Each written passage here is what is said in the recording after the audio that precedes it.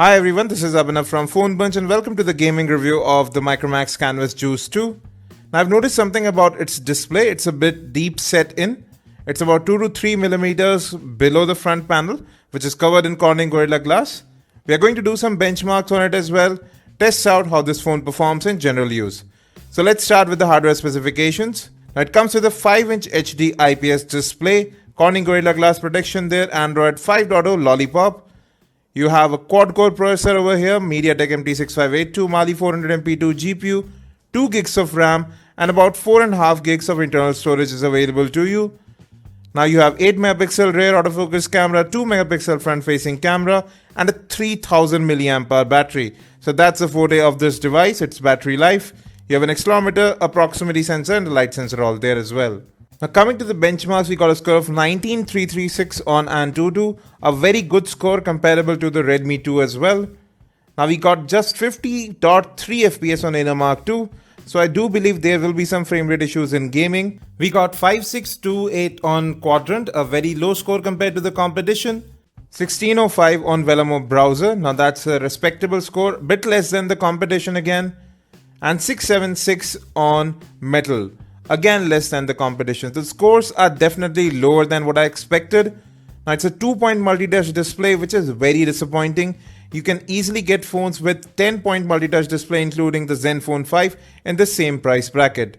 Now the Micromax Canvas Juice 2 is retailing for somewhere around Rs 8500 and at that price it's not impressing with anything. The specs aren't that good apart from the 2 gig RAM, the display is lackluster and performance is lethargic. There is lag in the entire interface, apps open up slowly. You can see that right there, the touch response is very poor as well. It takes 2 to 3 taps to just get something done. Overall, it seems Lollipop is not optimized to work on this chipset and it clearly shows in everything you do on this phone. Now USB OTG is supported on this device, so if that was something you were looking for, it does work fine. You can see it's been detected. I'll just move into storage now. Now apps and app data are again not movable to the external storage and the internal storage gets filled up very quickly. After just updating some of the apps, I had less than 3 gigs available. Now we are playing a 1080p video. I do notice a slight stutter and slight lag here as well, as with the general UI on this device. Now we are playing Subway Surfers. The touch response really seems lethargic over here. There is slight lag over here as well. I do notice frame drop right from the start. The display has good color reproduction. Now we are playing Dead Trigger 2. And again lag right from the start. Now I'm playing this in medium settings. You can switch to lower settings to get better gameplay. There's quite a bit of lag and frame drop here when I'm panning across or moving around. The touch response is also a bit wonky. Sometimes it just doesn't register touches. Now we are playing Temple Run 2. And this is actually playing quite well. Haven't noticed lag till now. No frame drops either.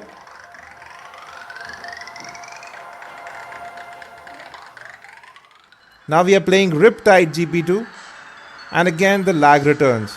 There's a slight lag throughout all the games that I've tried till now. Now display has wide viewing angles at least. Colors do appear natural. They are neither undersaturated nor oversaturated. Next up we are playing Frontline Commando D-Day and there's quite a bit of lag in this game. Now these frame rates are definitely playable but not pleasurable. You won't find yourself enjoying gameplay on this device. Basic games lag over here. The touch response is again a bit wonky as I said earlier. Sometimes it fails to register touch. Now we are playing Asphalt 8. Now I'm trying this game in medium settings right now. At high settings there was quite a bit of lag. Now app and app data are not movable to the external storage, so you don't have enough space. You can just go ahead and install one large game and leave it at that. And here too I do notice a bit of lag. There is continuous frame drop over here. But the touch response does seem alright here. You can see frame drop in almost every few seconds. Inconsistent frame rates. Now we are playing FIFA 15 and here gameplay is actually rather smooth.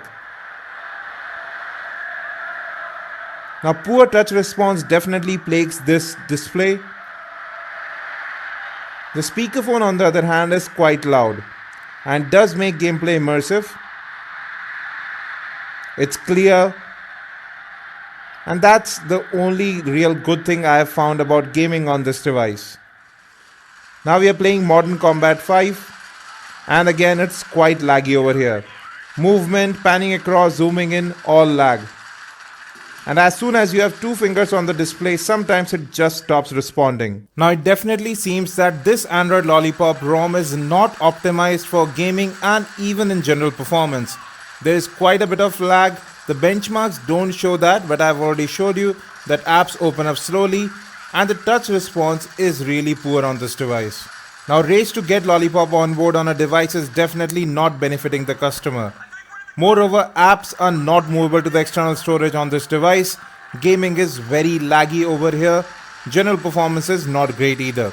So I'll tell you to give this phone a miss for the time being. But yes, we are going to go ahead and test its camera and give more details in our full review. Please do hit that subscribe and like button for more such real reviews. Thanks for watching. If you have any questions, hit us in the comment section, and as always, have a great day.